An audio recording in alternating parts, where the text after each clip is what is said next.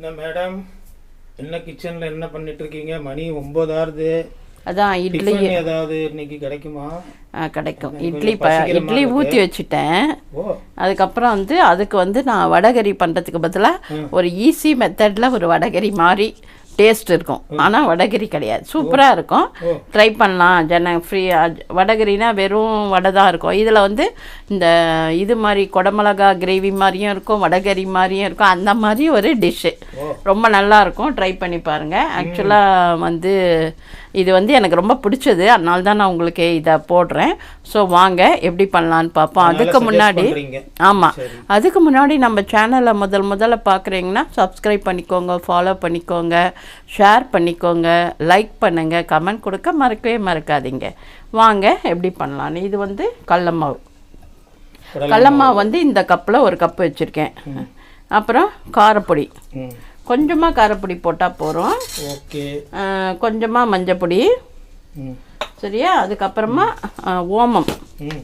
ஓமம் இருந்தால் ஓமம், சீரகம் இருந்தால் சீரகம், எது வேணால் போடலாம். இது ஓமம், எல்லாமே ஹெல்தி தான். ஆமாம், இது ரொம்ப நல்லாவும் இருக்கும், டேஸ்ட்டு சூப்பராக இருக்கும். அப்புறம் கொஞ்சமாக எள்ளு, வெள்ளை எள்ளு தான் நான் போடுறேன். நீங்கள் எது பிடிக்குதோ அதை போட்டுக்கலாம். அப்புறம் இந்த டிஷ்ஷுக்கு தேவையான உப்பு.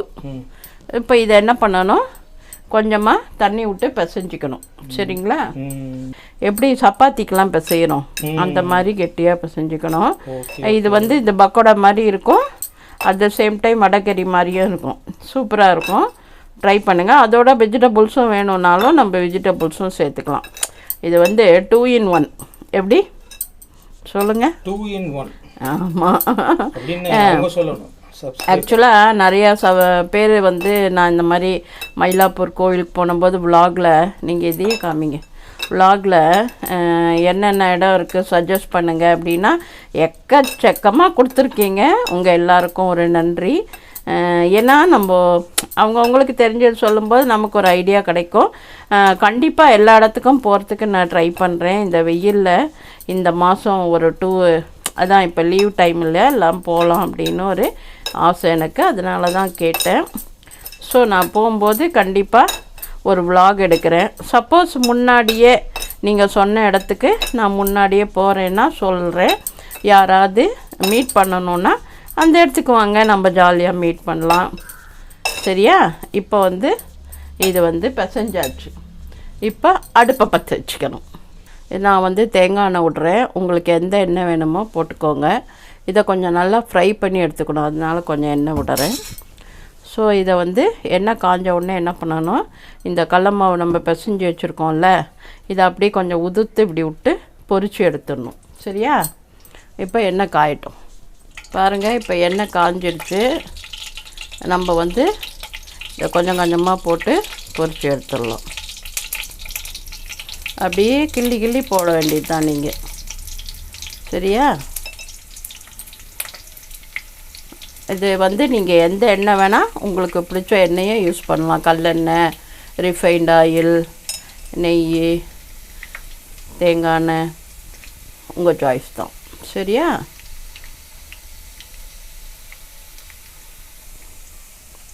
இந்த மாதிரி இதை போட்டு எடுத்துட்டு நான் உங்களுக்கு, அதாவது இது கொஞ்சம் வேகணும், வெந்த பிறகு திருப்பிட்டு கொஞ்சம் வெந்த உடனே எடுத்துட்டோன்னா நமக்கு சூப்பரான வடகரி மாதிரி ஒரு பக்கோடா ரெடி ஆகிடும். இது ரொம்ப சூப்பராக இருக்கும். ட்ரை பண்ணுங்கள், கண்டிப்பாக ட்ரை பண்ணுறதோடு நிறுத்தாமல் எப்படி வந்தது, நல்லா இருந்ததா ஒரு ஃபோட்டோ எடுத்து ஷேர் பண்ணுங்கள். என்னோடய வாட்ஸ்அப் நம்பர் தான் இருக்குல்ல, இப்போ இதெல்லாம் வாங்கிறதுக்கு ஆர்டர் பண்ணுறதுக்கு கொடுக்குறேன்ல, என்னோடய ஐட்டம்ஸ்லாம் என்னென்ன பண்ணுறேன்னு உங்களுக்கே தெரியும். ஆவக்காய் ஊறுகாய் நான் போட மாட்டேன்னு தொடர்ந்து போட்டுருக்கேன். உங்களுக்காக தான், நீங்கள் எல்லோரும் கேட்குறீங்க அப்படின்றதுனால நான் தொடர்ந்து ஆவக்காய் போட்டுகிட்டே இருக்கேன். இப்போ கூட ஒரு பேட்ச் போட்டிருக்கேன், ஒரு 2 நாளில் பேக் பண்ணிவிடுவேன். ஸோ இந்த மாதிரி நீங்கள் அதே மாதிரி லிக்விடாக புளிக்காய்ச்சல் வேணும்னு நீங்கள் அதுவும் போட்டிருக்கேன், அதுவும் பேக்கிங் ஆகிடுத்து. ஸோ ஆர்டர் கொடுக்குறவங்களாம் கொஞ்சமாக தானே போடுறேன் ஒரு பேட்சுன்றது, அதனால் இம்மீடியட்டாக கொடுத்துருங்க. திருப்பியும் வெயிட் பண்ண வேண்டாம் அடுத்த ஆர்டர் வர வரைக்கும். அதனால் நீங்கள் எப்போ ஆர்டர் ரெடியோ உடனே ஒரு 2 நாள் முன்னாடியே கூட பேமெண்ட் பண்ணிட்டீங்கன்னா உங்களுக்கு டக்குன்னு ஃபஸ்ட்டு ப்ரிஃபரன்ஸாக வந்துடும். அதனால் நான் போட போட இது வந்து நான் யூஸ் பண்ணுற ஒரிஜினல் செக்கில் இருக்கிற நல்லெண்ணெய், அது மாதிரி நான் யூஸ் பண்ணுற எல்லாமே ஹைஜீனிக்காக இயற்கையாக விளையிற அத்தனையுமே தான் நான் யூஸ் பண்ணி பண்ணுறேன். ஹோம்லி இது நான் எப்படி சாப்பிட்றேனோ அதை தான் நான் சாப்பிட்றேன், உங்களுக்கு பண்ணுறது தான். அதனால் தைரியமாக நீங்கள் வாங்கலாம். கலப்படம் கிடையாது, ப்ரிசர்வேட்டிவ் கிடையாது. அதனால் தைரியமாக நீங்கள் வாங்கி சாப்பிட்லாம். இப்போ இது ஓரளவுக்கு வெந்தெடுத்து இதை எடுத்துருவோம், அடுத்தது போடுவோம். ஸோ இதை நான் போட்டு எடுத்துகிட்டு உங்கள்கிட்ட கனெக்ட் ஆகிறேன். பாருங்கள், பொரித்து எடுத்தாச்சு. இப்போ இது அப்படியே இருக்கட்டும். இப்போ நம்ம என்ன பண்ணுறோம், கொஞ்சமாக சோம்பு போடுறோம். அதே எண்ணெயில் சோம்பு போட்டுட்டு இந்த மாதிரி நறுக்கி வச்சுக்கணும். வெங்காயம் பெருசாக, இதையும் குடமிளகாவையும் நீங்கள் ஒரு வதக்கி எடுத்து வச்சுக்கணும். பாருங்கள், இப்போ ஓரளவுக்கு ஒரு ஒன்றும் பாதியமாக வதக்கி எடுத்துட்டேன். இப்போ நம்ம என்ன பண்ண போகிறோம், சின்ன வெங்காயம் இஞ்சி பூண்டு பேஸ்ட்டு ப்ளஸ் சின்ன வெங்காயம் இதை நம்ம போட்டுருவோம். போட்டுட்டு இதை ஒரு வதக்க போகிறோம். வதக்கிட்டு அப்புறம் இன்னும் கொஞ்சம் வெங்காயம் பொடியாக நறுக்கியிருக்கேன், பெரிய வெங்காயம் அது, அப்புறம் ஒரு பச்சை மிளகாய். இதில் வந்து நம்ம என்னென்ன போட போகிறோம் அப்படின்னா, காரப்பொடியெலாம் தேவையான அளவு போட்டுக்கோங்க. தனியா பொடி, சீரகப்பொடி இருந்தால் போட்டுக்கோங்க. நான் இந்த சாம்பார் பொடியை போட்டுடுறேன் கொஞ்சமாக. அதுக்கப்புறம் கொஞ்சம் நேரம் கழித்து கரம் மசாலா போட்டுக்கலாம். இது வந்து அந்த எண்ணெயில் கொஞ்சம் வதங்கினா தான் சூப்பராக இருக்கும். அதனால தான் கொஞ்சம் எண்ணெயில் வதங்கட்டும். அந்த போட்ட எண்ணெயே கரெக்டாக இருக்கும். இப்போ இது வதங்குது. இதுக்கு தேவையான உப்பு போட்டிருக்கேன். ஸோ இதுவும் இருக்குது.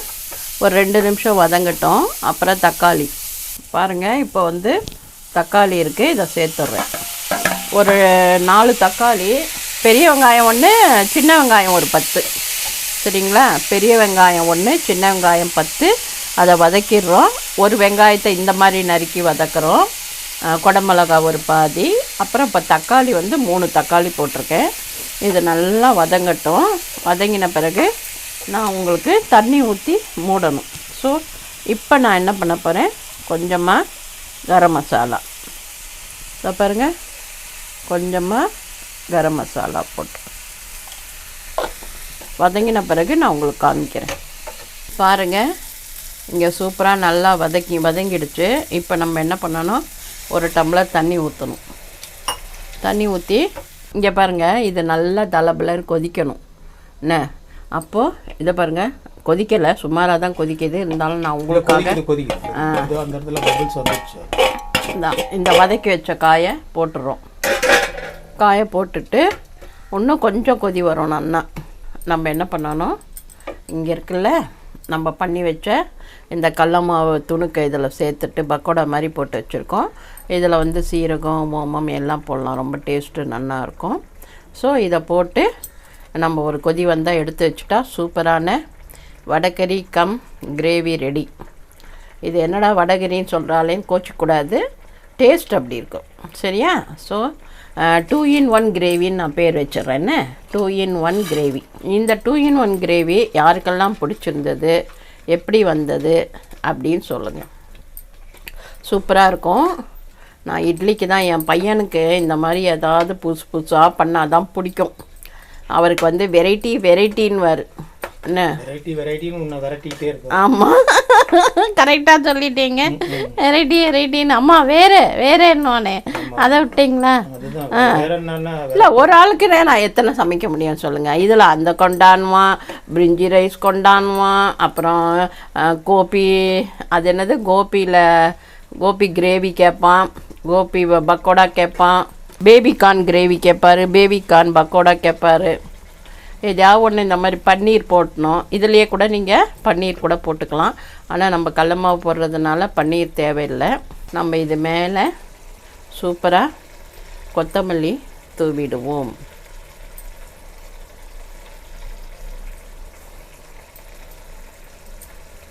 எவ்வளோக்கு எவ்வளோ கொத்தமல்லி சாப்பிட்றோமோ அவ்வளோக்கு அவ்வளோ ஒரு கீரை உள்ளே போகுது, உடம்புக்கும் நல்லது.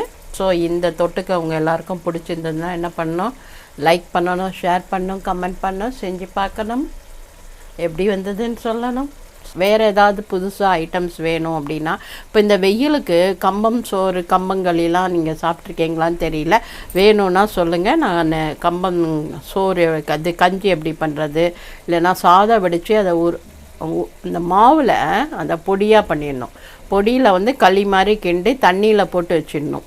நைட்டே சாயந்தரமே காத்தால் ஏற்று அதை கரைச்சி குடிக்கணும். உடம்புக்கு ரொம்ப நல்லது, பசின்றதே இருக்காது, இந்த வெயிலுக்கு ரொம்ப நல்லது. ஸோ வாங்க, நம்மளது ரெடியாக எடுத்து இட்லி வித்து திஸ் கிரேவி சாப்பிட்லாமா? ரெடியா? சூப்பரான vadacurry come 2 in 1 gravy ready. Pakoda, அதாவது காலிஃப்ளவர். வடகறி இல்லை, வடகறி மாதிரி. ஆமாம், வடகரியை ஈஸியாக பண்ணலாம். நமக்கு அந்த டேஸ்ட் வேணும் அப்படின்னா இந்த மாதிரி பண்ணால் வடகரி டேஸ்ட்டும் இருக்கும், நல்லாவும் இருக்கும். இங்கே பாருங்கள் எப்படி வந்திருக்கு, சூப்பர் எம்மி. எங்கள் பேரன் இருந்தான்னு வச்சுக்கோங்க, அம்மம்மா சூப்பர் அம்மம்மா, நைஸ் அம்மம்மான்வான். எது நல்லா பாராட்ட தெரியும் அந்த குழந்தைக்கு. ஸோ இப்போது இந்த இது தொட்டுக்க ரெடியாக எடுத்து நான் 2 இட்லி போட்டு இதை தொட்டுக்க போட்டு உங்களுக்கு ஃபோட்டோ பிடிச்சி காமிக்கேன். இந்த இட்லி வந்து நான் வந்து உளுந்தையும் அப்படியே போட்டு அரைச்சிட்டேன். ஏன்னா எனக்கு வந்து நேற்று ரொம்ப உடம்பு முடியல, அதனால் நான் என்ன பண்ணேன், எல்லாத்தையும் உளுந்து எல்லாத்தையும் ஒன்றா போட்டு அரைச்சேன். இங்கே பாருங்கள், இட்லி சாப்பிட்டா தான் இருக்குது, மெத்துன்னு தான் இருக்குது. ஸோ அது மாதிரி சம்டைம்ஸ் முடியலன்னா நான் அப்படியே அரைச்சிடுவேன். இந்த மாதிரி மெத்துன்னு தான் வரும். வாங்க தொட்டுக்க போட்டு சாப்பிடுவோம். குழந்தைங்களுக்கெலாம் கொடுத்தீங்கன்னா இதை ரொம்ப பிரியமாக சாப்பிடுவாங்க. இன்னும் கேட்டால் ஒரு பவுலில் போட்டு நீங்கள் இதை சாப்பிட கூட வெறுமனே கொடுத்துடலாம். நிறைய காய்கறி சேர்த்திங்கன்னா இதே ஐட்டம் சூப்பராக இருக்கும். ஸோ நம்மளோட கிரேவி இன்றைக்கி ரெடி ஆகிடுச்சு. நான் ஆஃப் பண்ணிடுறேன். கண்டிப்பாக செஞ்சு பார்த்துட்டு எப்படி வந்ததுன்னு சொல்லுங்கள். லைக் பண்ணுங்கள், ஷேர் பண்ணுங்கள், கமெண்ட் பண்ண மறக்காதீங்க. நம்மளோட ப்ராடக்ட் லிஸ்ட்லாம் பாருங்கள், ஆர்டர் கொடுங்க. ஆரோக்கியமாக சாப்பிடுவோம், ஆரோக்கியமாக இருப்போம். நன்றி, வாழ்த்துக்கள்.